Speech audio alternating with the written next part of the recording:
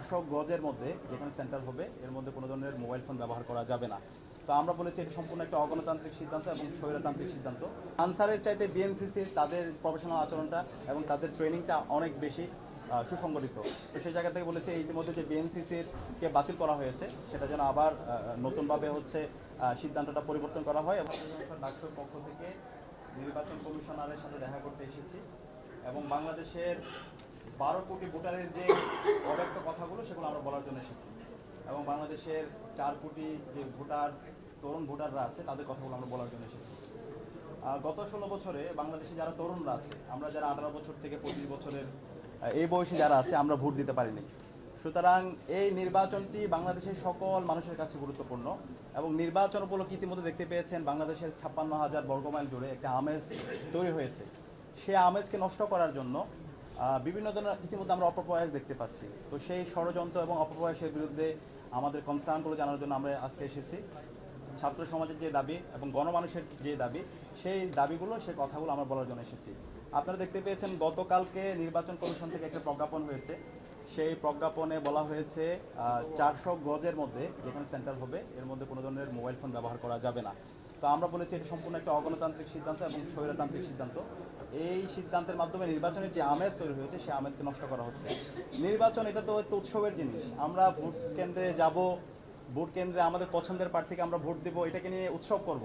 আমরা ফেসিবাদে আমরা দেখতে পেয়েছি এই যে এক ধরনের নির্বাচনের বিমুখিতা কিভাবে নির্বাচন থেকে দূরে সরে নিয়ে যাওয়া যায়, এটা কিভাবে কেন্দ্রগুলোর মধ্যে কারচুপির মাধ্যমে এই নির্বাচনটাকে তারা বাস্তবায়ন করতে পারে, সে ধরনের অপপ্রয়াস আমরা দেখতে পেয়েছি, যেটা 18 সালে এই ধরনের প্রজ্ঞাপন ছিল।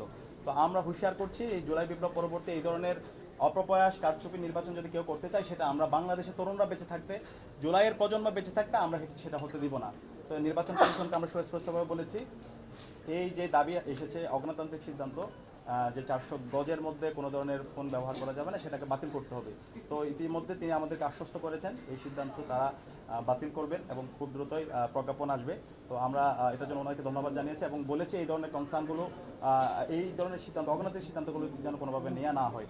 একই সাথে আমরা দাবি জানিয়েছি, আপনারা জানেন বিএনসিসি প্রতিটি ক্যাম্পাসে খুবই সুসংগঠিত একটা ফোর্স। যখন ছাত্র সংসদ নির্বাচনগুলো হচ্ছিল তখন এই বিএনসিসির যারা সদস্য ছিল তারা খুবই প্রফেশনাল আচরণ করেছে এবং প্রতিটি কেন্দ্রে তারা প্রত্যেকের যে ওয়াচডগের ভূমিকা পালন করে সেই ভূমিকা আমরা দেখতে পেয়েছি। তো এখানে যদি আমরা দেখি আনসারের চাইতে বিএনসিসির তাদের প্রফেশনাল আচরণটা এবং তাদের ট্রেনিংটা অনেক বেশি সুসংগঠিত।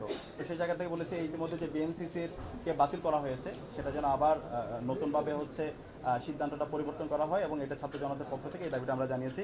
একই সাথে আমরা বলেছি সকল রাজনৈতিক দল এবং যারা প্রার্থীরা আছে নির্বাচন এবার যারা প্রার্থী হয়েছে সবার জন্য যেন লেভেল প্লেইং ফিল্ড ইনশিওর করা হয়।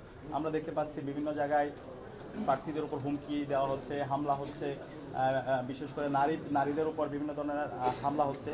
তো এই হামলা বন্ধ করার জন্য এবং সকল প্রার্থীদের জন্য একটা লেভেল প্লেইং ফিল্ড এনশিওর করার মাধ্যমে আমরা যেন একটা অবাধ, সুষ্ঠু এবং নিরপেক্ষ নির্বাচন জাতিকে দিতে পারি এবং সবাই যেন উচ্চমুখ পরিবেশে নির্বাচনে আসে, সেজন্য আমরা তাদেরকে বলছি দায়িত্বশীল আচরণ করার জন্য।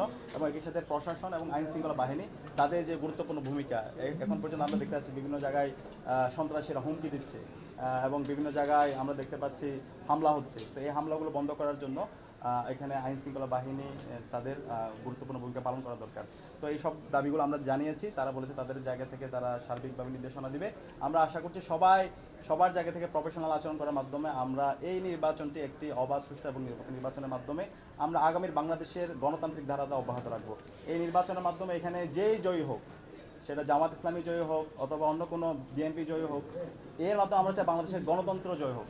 সুতরাং এই নির্বাচনে কেউ যদি বাধা তৈরি করতে চায়, পেছন দিকে কেউ যদি ক্ষমতা দখল করতে চায় অথবা কেউ যদি কোনো ধরনের হস্তক্ষেপ করতে চায়, আলটিমেটলি তারা নিজেদের ক্ষতি করছেন। তো আমরা আবারই বলছি, আমরা যারা জুলাই প্রজন্ম এই রাজপথে নেমেছিলাম আমরা সবাই সজাগ আছি। বাংলাদেশের 4 কোটি তরুণরা তারা সজাগ আছে। সুতরাং কেউ পেছন দিক দিয়ে ক্ষমতা দখল করা অথবা ইলেকশন ইঞ্জিনিয়ারিং করে ক্ষমতা দখল করার ব্যর্থ প্রয়াস করবেন না। আমরা সব কিছু ডকুমেন্টেশন করতেছি, কার রোলটা কি করতেছেন প্রত্যেকটা জিনিস আমরা ডকুমেন্টেশন করছি। আমরা আবু সাঈদের উত্তরসূরিরা বেঁচে থাকতে তা হতে দিব না। শহীদ ওসমান হাদির উত্তরসূরিরা বেঁচে থাকতে বাংলাদেশে অগণতান্ত্রিকভাবে পেছন দিক দিয়ে কেউ ক্ষমতা আসবে, যেন তেন নির্বাচনের মাধ্যমে কাউকে ক্ষমতায় বসানো হবে, সেটা আমরা মেনে নেব না। বাংলাদেশে গণতান্ত্রিকভাবেই নির্বাচন হবে, একটা অবাধ সুষ্ঠু নিরপেক্ষ নির্বাচনের মাধ্যমে বাংলাদেশের জনগণ যাকেই তাদের প্রতিনিধি বানাবে, শাসক বানাবে, তারা আগামী বাংলাদেশের নেতৃত্ব দিবে। তো সেই ধরনের বাংলাদেশ বিনির্মাণ করার জন্য আমরা রাজপথে থাকছি, আমরা প্রতিটি কেন্দ্রে পাহারা দিব, তরুণরা পাহারা দিবে, এবং আমি সবাইকে অনুরোধ করবো, আমার যারা মা বোনরা আছেন, মুরব্বীরা আছেন, চাচারা আছেন, সবাই নির্বাচন কেন্দ্রে আসবেন, উৎসব মুখর পরিবেশে আপনারা আপনার পছন্দের প্রার্থীকে ভোট দিবেন। ইনশাআল্লাহ আমরা সবাই মিলে আগামী সুন্দর একটা গণতান্ত্রিক ইনসাফ ভিত্তিক বাংলাদেশ বিনির্মাণ করব।